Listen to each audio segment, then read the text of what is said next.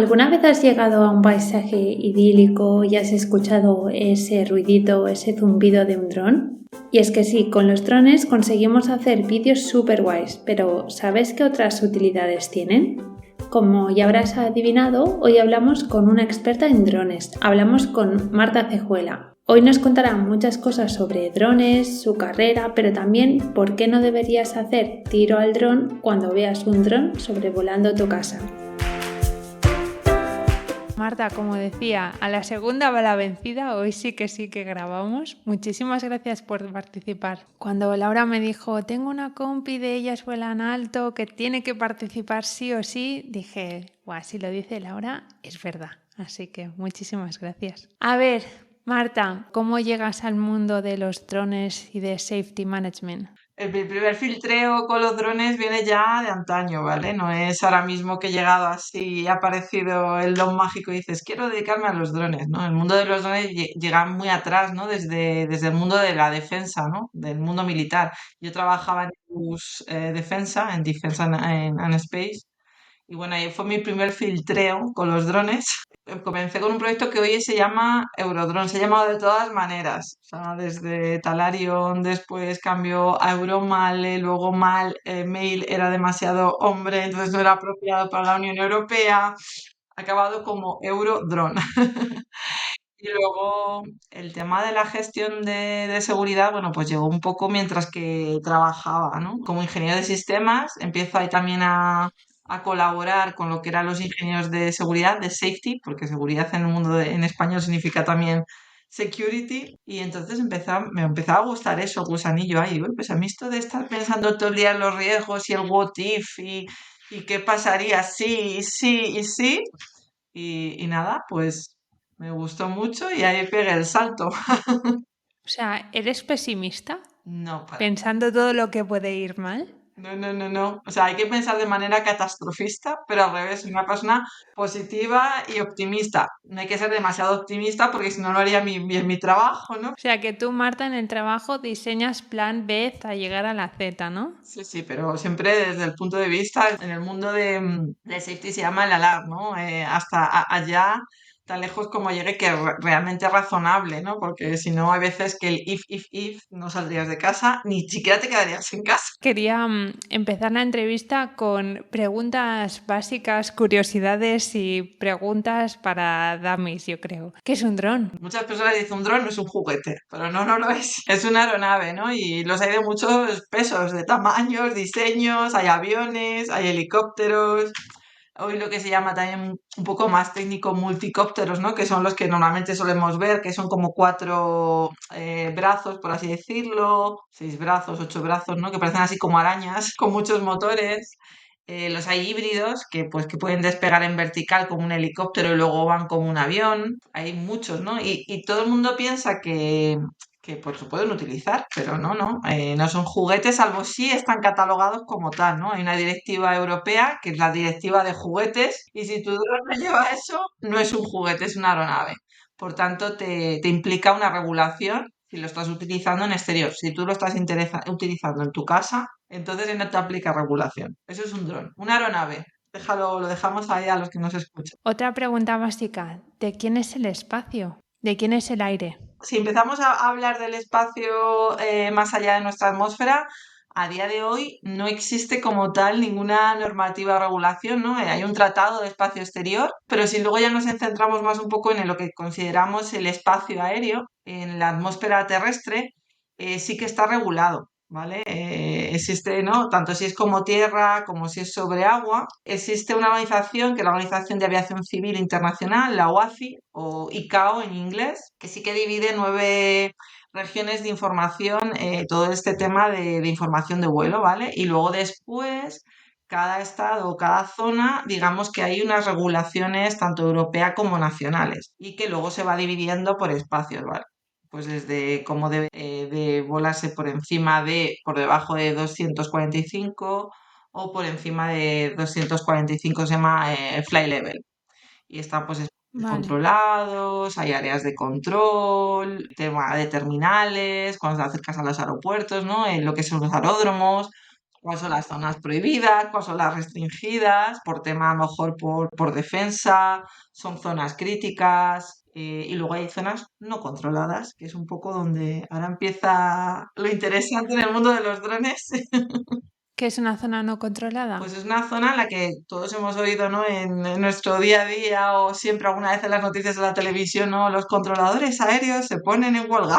Bueno, pues hay una zona de que no está controlada por la torre de control, es decir, que son zonas donde normalmente pues no solía haber aeronaves, es decir, sí que hay, pero a una altura de vuelo que no es normal, es decir, dentro de una ciudad hay helicópteros de emergencia o muchas zonas donde no hay necesidad de controlar porque no están las aeronaves, o una zona fuera que a lo mejor tú vas a ver un parapente. Vale, entonces si yo tengo un dron, y yo vivo en una casita, ¿no? Y tengo un dron y hago que el dron pase por el espacio aéreo de mi vecino, ¿eso es legal o no? Depende del país, me refiero. En Europa, legal, no depende cómo estés usando el dron. Si tienes una cámara, estás atentando con privacidad. Es que no solamente es la regulación de drones y la aérea, es decir, el espacio aéreo, incluso el que está, hablo en Europa, ¿eh?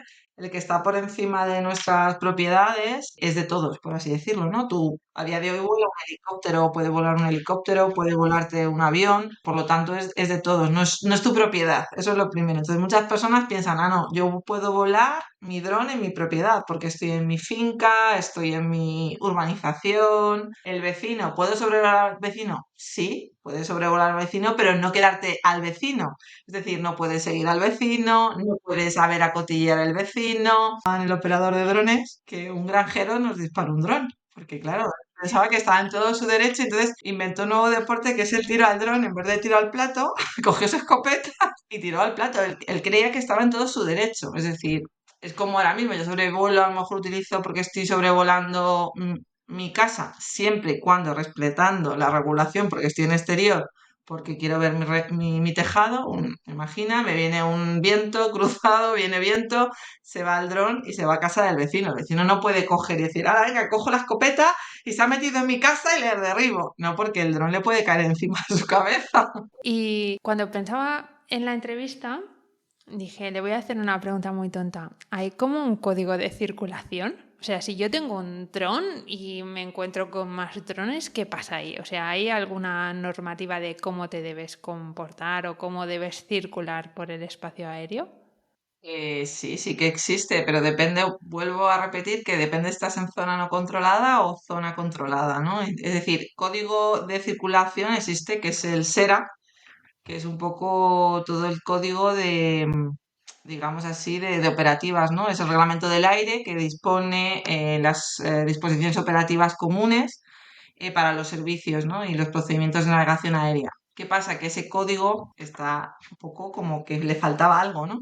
Y ha empezado a desarrollarse todo lo que se llama UTM, que es todo el tema de Unmanned Aircraft, Traffic Management, o bien en Europa lo llamamos el U-Space, es decir, el espacio donde van a convivir o coexistir la parte de los tripulados y no tripulados, ¿vale?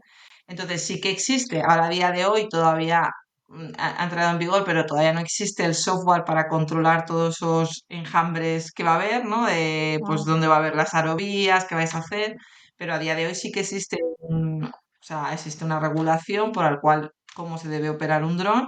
Entonces tú tienes que tener una autorización operacional, depende del riesgo de tu operación y el tamaño del dron.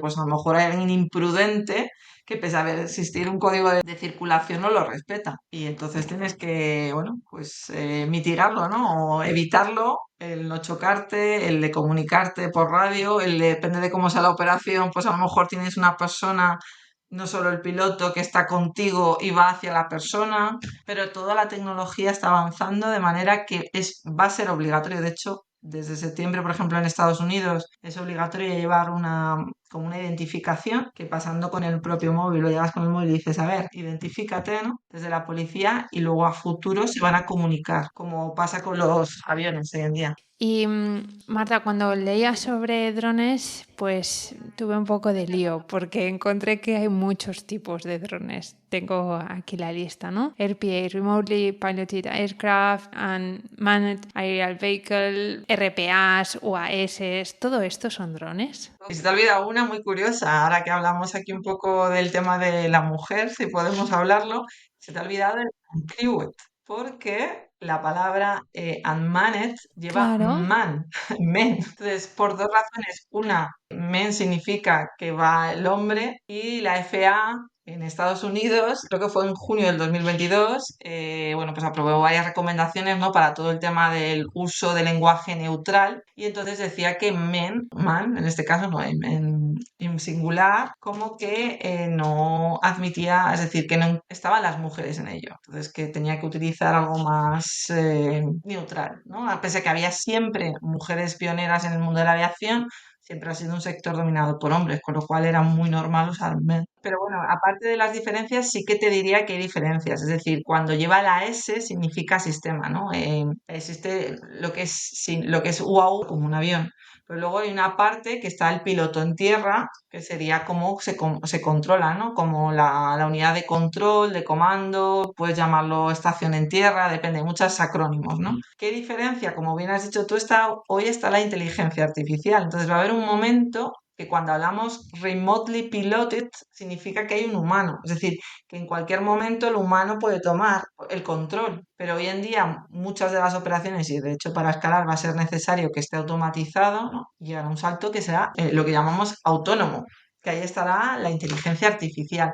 Con tus estudios, ¿cómo lo aplicas al mundo de los drones? Digamos que en el mundo de los drones podría decir más que sí que es verdad que hace falta el ingeniero aeronáutico, pero veo que es mucho más tema de electrónica y de software. Es decir, mayormente a la hora del diseño. Es cierto que las leyes de control de vuelo, todo el tema del autopiloto, pues eso ya es mucho más aeronáutico.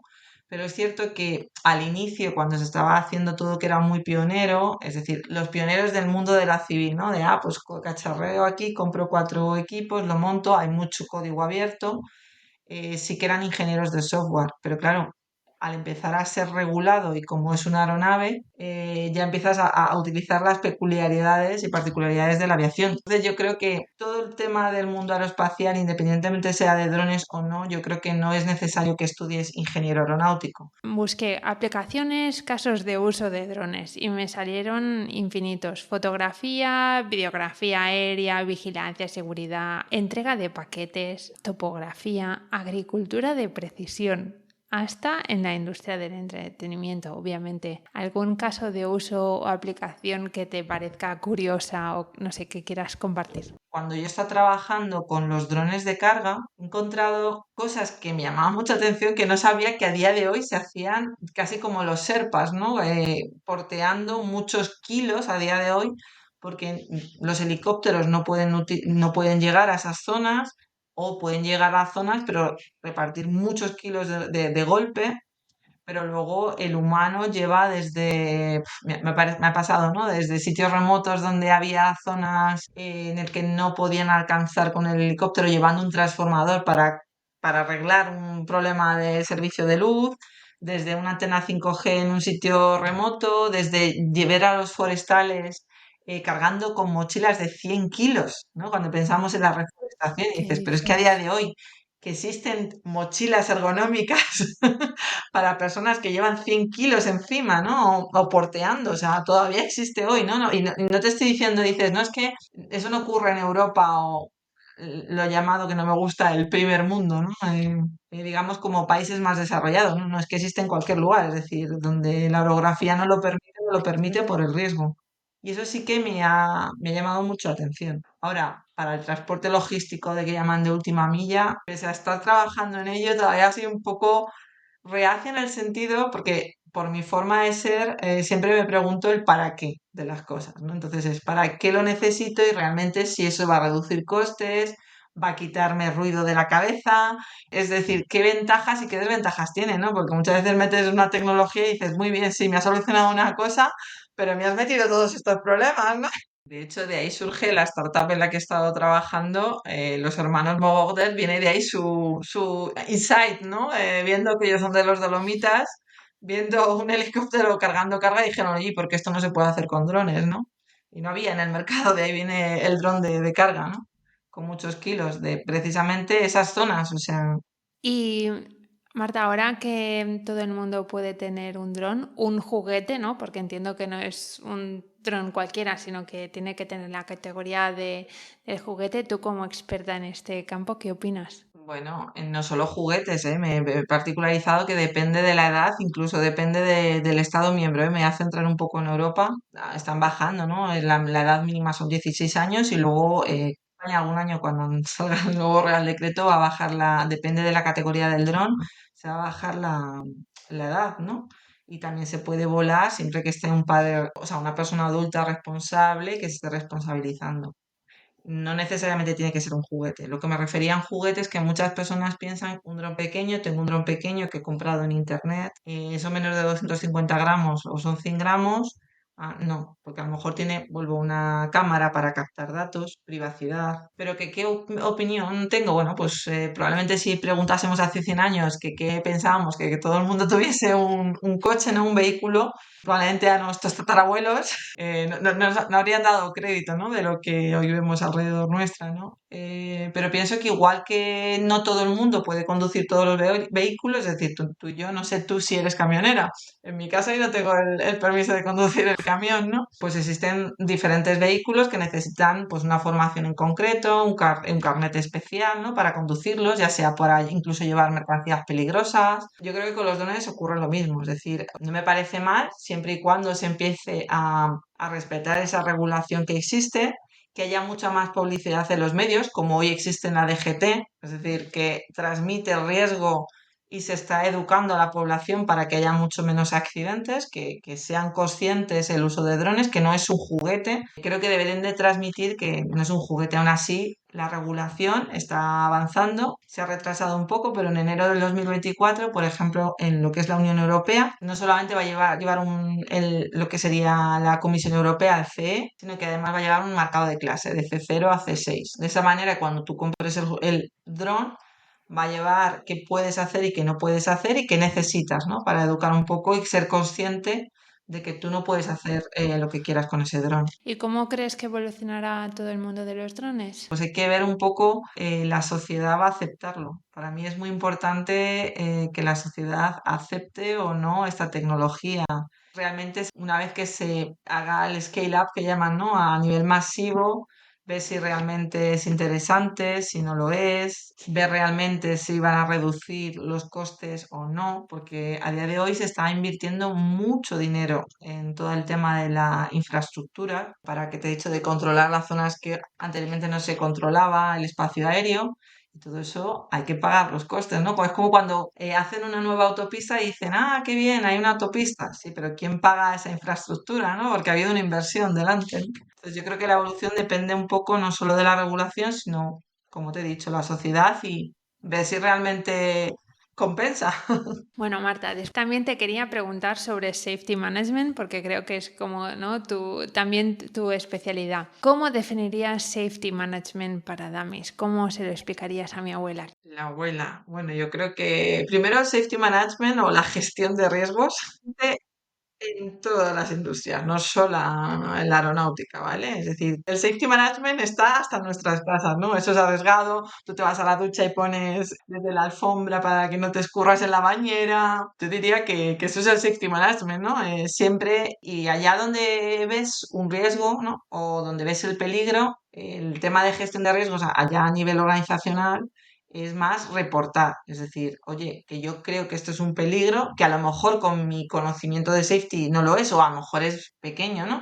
Pero siempre hay que, digamos, tener una cultura de que no hay que tener miedo. Yo siempre lo decía, que hasta la señora que limpia o el señor, no solo la señora, ¿no? El personal de limpieza que está en un hangar y ve una mancha de aceite puede alertar, porque a lo mejor se ha pasado en ese momento de estrés, o sea, y sobre todo cuando tú has cometido un error, una vez que investigas por qué dices, por qué ha ocurrido este accidente, ¿no? De dónde ha venido el problema, ¿no? Yo creo que aprenderlo, o sea, aprender el por qué, reconocer si ha habido errores, lo mejor es compartirlo, es decir, oye, me ha pasado esto, no significa que te vaya a pasar a ti, pero quiero que aprendas, ¿no?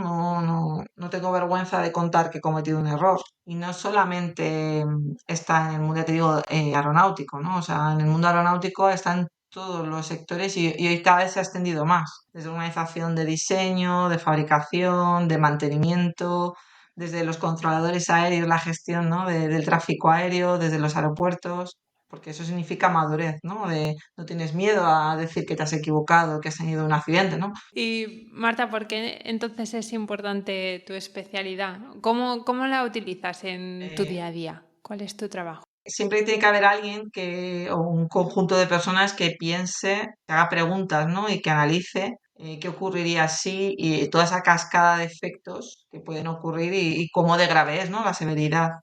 Se ha demostrado, ¿no? Por estadística que puedes tener la mejor tecnología, la más fiable. Hay que darnos cuenta que el humano también está detrás de la máquina, es el que la diseña, el que la programa, el que puede cometer también un error humano. Es decir, que el análisis de todos esos riesgos y que hay que tener una visión, ¿vale? Global, porque muchas veces estamos trabajando y yo creo que es lo mejor que he hecho, el mejor diseño o lo mejor que estoy haciendo, pero si no hay nadie que me haga un doble chequeo, una validación, yo creo que todos hemos tenido un mal día, un dolor de tripa, no hemos dormido bien una noche y nadie está libre, ¿no? de cometer un error. Yo creo que ese es mi día a día, ¿no? A mí me gusta mucho, pero soy muy optimista, ¿eh? O sea, yo no voy por la calle y digo, ¿qué pasaría si? Sí. Es verdad que de vez en cuando, ¿no? Voy a lo mejor a comprar una tienda de campaña, la veo que es con aire y empiezo, bueno, y si estoy en medio del camping y se me... Y mi marido me dice, pero bueno, ya está bien, ¿no? O sea, déjame vivir. ¿Por qué todas estas empresas necesitan perfiles como el tuyo? ¿Es para cubrirse las espaldas? ¿Es algo legal? Bueno, lo primero tienes que cumplir la normativa, ¿no? Como ya te he dicho, no solo es la industria aeronáutica, el perfil de ingeniero de seguridad es necesario, primero porque no solamente como tal el ingeniero de seguridad que pone unos requisitos de seguridad o establece ciertas cosas, es decir, todo el mundo cuando diseña, desde cuando tú estás estableciendo ciertos criterios, es porque, por desgracia, muchas veces ha habido accidentes o incidentes de los que hemos aprendido y por ello se ha regulado, es decir, no existía obligación de llevar cinturón de seguridad hasta que no ha habido muchas muertes y se ha obligado, ¿no? Llevar el cinturón de seguridad. Entonces, si hay alguien como, perdón por la expresión, la mosca cojonera de safety, es como el zumbido de un dron, ¿no? El zángano. Tienes que saber esto, pero que tienes que cumplir esto, pero que tienes que hacer no sé qué, pero que, ¿no? Y es como que sí, que ya lo sé, pero ¿qué más da? Si las cosas pasan, ¿no? Dices, ya, pero si podemos evitar que pasen en vez de 100 veces y solo que pasen 10, mejor, ¿no? Incluso harán los drones. Bueno, pues habrá que desarrollarse, ¿no? Es que si no dejamos libertad, yo digo, sí, sí, yo soy la primera que defiendo la libertad, ¿no? Siempre hay una barrera, ¿no? Tampoco vamos a matar la industria, pero a mí no me gustaría que un dron cayera en la cabeza de mi hija, por ejemplo, ¿no? Que no está pasando todos los días, que también pueden atropellar el coche y los coches son mucho menos, o sea, por estadística es menos seguro que un avión o que muchas industrias y ya lo usamos al día a día y no somos ni conscientes del arma, por así decirlo, que llevamos en nuestras manos, ¿no? No el arma, pero que el daño que puede llegar a crear, ¿no? Entonces, para mí sí, estoy de acuerdo que no puedes evitar las muertes porque la muerte está ahí, ¿no? Con nosotros nos acompaña desde el día que nacemos, ¿no? Pero sí que, pues, evitar en la mayor de lo posible, por ciertos riesgos, es decir, no te subirías nunca a un 10.º piso sin un arnés. ¿Que lo hacen? Sí. ¿Que en muchos países no está regulado? También, ¿no? Pero ¿para qué tomar riesgos innecesarios? Eso sí, tampoco hay que ser catastrofista y por todo nos morimos. Es decir, para eso sirve también el análisis de riesgos. Es decir, esto es un riesgo real, digamos, es decir, cómo de probable es que ocurra y además cómo de severo es. Es decir, porque si realmente me voy a romper este dedo, bueno, pues a ver, ¿puedo tomar el riesgo? Sí, lo tomo, ¿no? Y eso es lo que hay que tener en cuenta. Entonces, no siempre es como, ¡ah! No, hay que ser. Marta, te quería preguntar un poco de tu experiencia internacional, porque has estado trabajando en un montón de países. Me comentaste que habías trabajado en Japón, en Italia, has estado en Emiratos Árabes, también en Alemania. ¿Qué es lo que te ha sorprendido más de trabajar en ambientes tan multiculturales? Hay dos cosas que me han sorprendido mucho, ¿no? La evolución como el sistema cuando pones muchas gentes de diferentes nacionalidades juntas al inicio y el tema de la comunicación, ¿no? Me llama mucho la atención con los prejuicios con los que llegamos, ¿no? El francés, el alemán, el español, el canadiense, el, yo qué sé, el argentino, el indio, el japonés, el chino. Me llama mucha atención, ¿no? Porque siempre echamos el balón fuera, ¿no? Es decir, no, no, es que esto está ocurriendo, retraso, lo que está ocurriendo, porque es que como esto lo hacen así, ¿sabes? Entonces como, no, pero nosotros lo hacemos bien, o sea, lo que lo hacen mal son ellos, porque es por su cultura, es que son así. O sea, en ese momento es muy curioso que eso ocurre igual en España, si te pones en España o en Alemania o en Italia, me da igual, en cualquier país del mundo, ¿vale? La crítica es algo como que un deporte internacional. Lo que pasa es que cuando luego ya empieza a haber como muchas más cosas más comunes, ya con el vecino que te pegarías en España, o incluso con el alemán que dirías, pero si es que tú eres alemán y yo soy español, y es que somos como la noche y el día. En ese momento ya no, ay no, no, es que soy occidental, y es que los occidentales, es que los orientales, es que eso es una cosa que me llama mucho la atención, ¿no? Con el prejuicio que llegamos. Y luego la falta de comunicación, que no nos comunicamos en nuestra lengua madre, que puede ser no siempre el inglés, ¿eh? Puede ser el español, por ejemplo, es una lengua muy hablada, ¿no? Y que usamos expresiones diferentes que significan completamente lo opuesto. Una anécdota, por ejemplo, chulear. Para nosotros en España chulear es reírte de alguien. Para alguien decirle chulear en México es halagar a la persona. Significados Ostras, completamente opuestos. En estos ambientes y el esfuerzo de la otra persona que no es nativa, que a lo mejor no está usando el lenguaje de manera apropiada y lejos de entender del esfuerzo o preguntarle, oye, ¿qué has querido decir o qué significa esto para ti? Simplemente ya ponernos de uñas, ¿no? Esto está mal o criticar. Pero es verdad que una vez cuando la evolución del sistema se empiezan a conocer y a respetarse, creo que se avanza mucho y pueden surgir cosas maravillosas, ¿no? ¿qué es lo que has percibido o si te ha sorprendido algo del papel de la mujer en todos estos países, a lo mejor en los que la cultura es más diferente a la que tenemos en casa? Lo que más me ha sorprendido, pero no solamente irme tan lejos como Japón o yo qué sé, puedes irte a Medio Oriente, ¿no?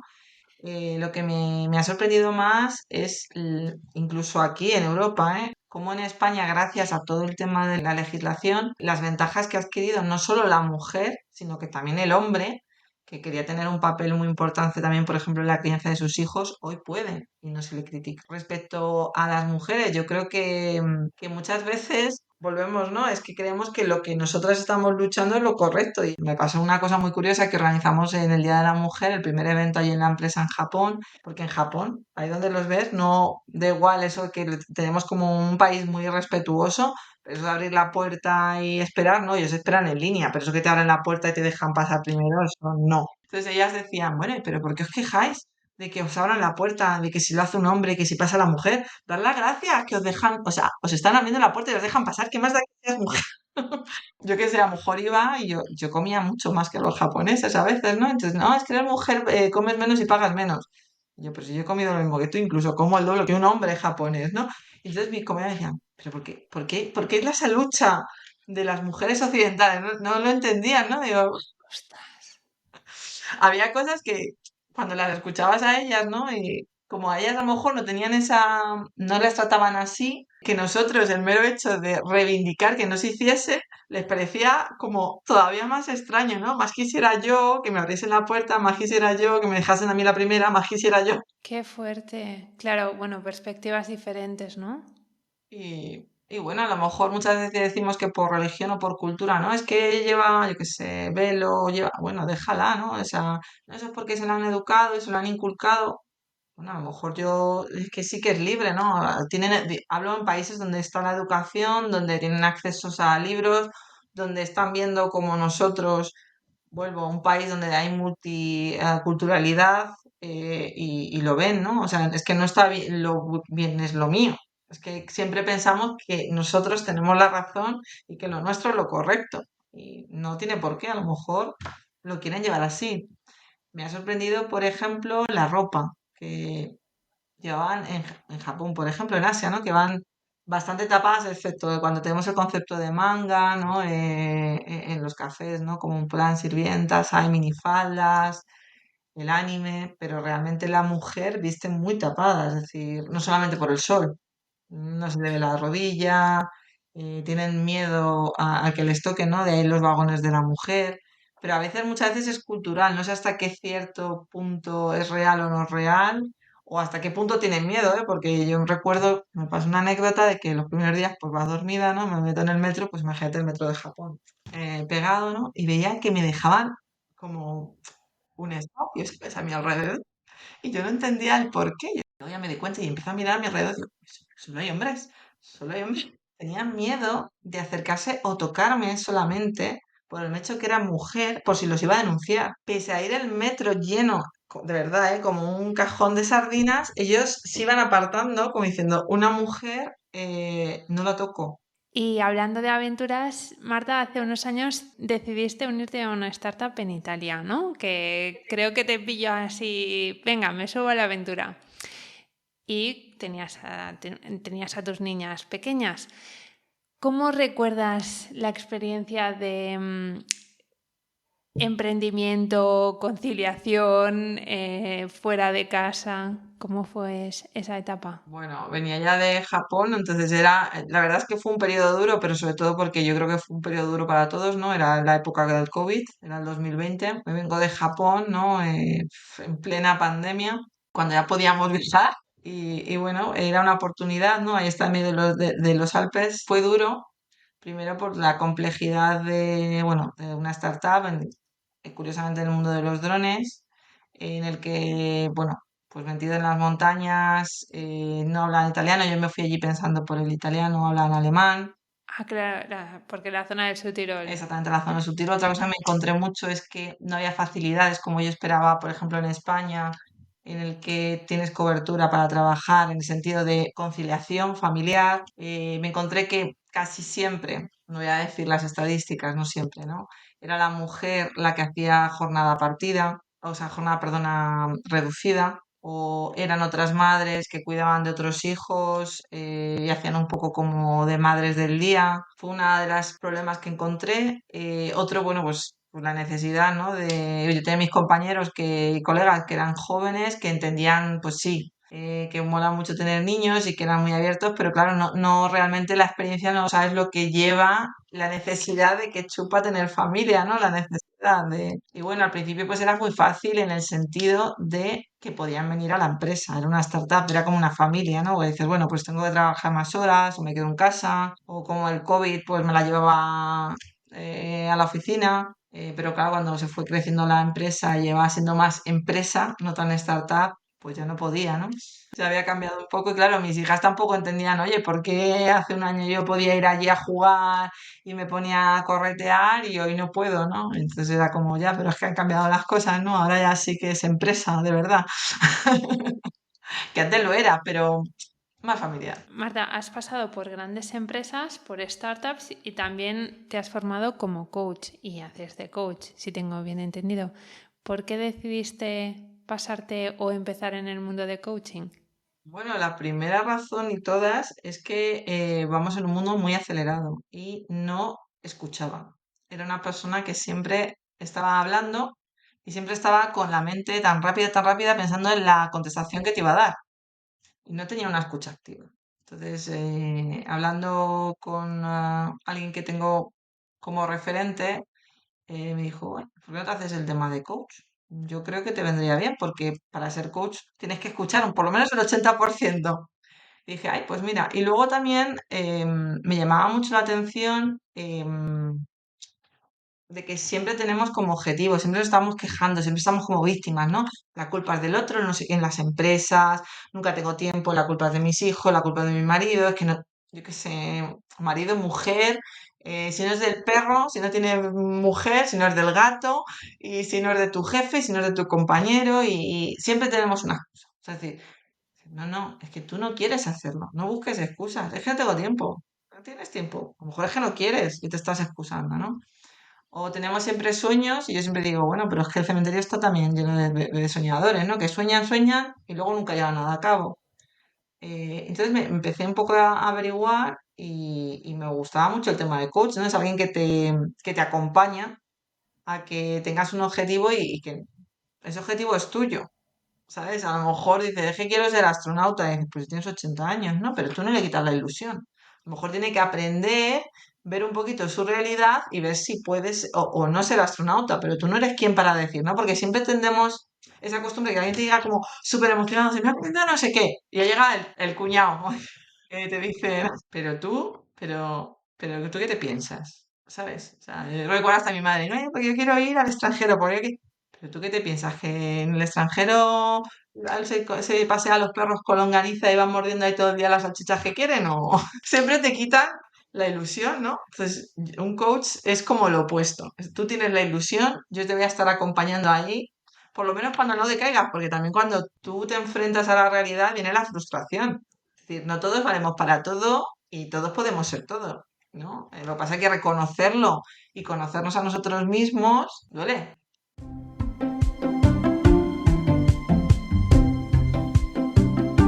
Bueno, Marta, te he hecho muchas preguntas. Si quieres, ya vamos para la ronda final. ¿Qué es lo que te gustaba hacer de pequeña y seguramente has dejado de hacer ahora? Bueno, me gustaba, tenía mucho el área creativa, ¿no? Sigo siendo una mujer creativa, pero me gustaba mucho tocar la guitarra, el dibujar, el diseñar, el coser. Si pudieras llevarte algo al futuro, ¿qué te Me llevarías? gusta vivir el presente. O sea, me gusta mirar al futuro para pensar mejor en alcanzar un objetivo, pero no muy a largo plazo, ¿sabes? Algo que pueda ser como de aquí 2, 3 meses. Porque yo pienso que el cambio es constante, ¿no? Muchas veces, incluso algo que te has podido plantear de aquí a 3 años, 4 años, 5 años, ya, pero es que tú estás en constante cambio. Y dentro de 5 años no será la misma persona que hoy el que está declarando dentro de 5 años quiero. Porque a lo mejor han cambiado tus gustos, tus referencias.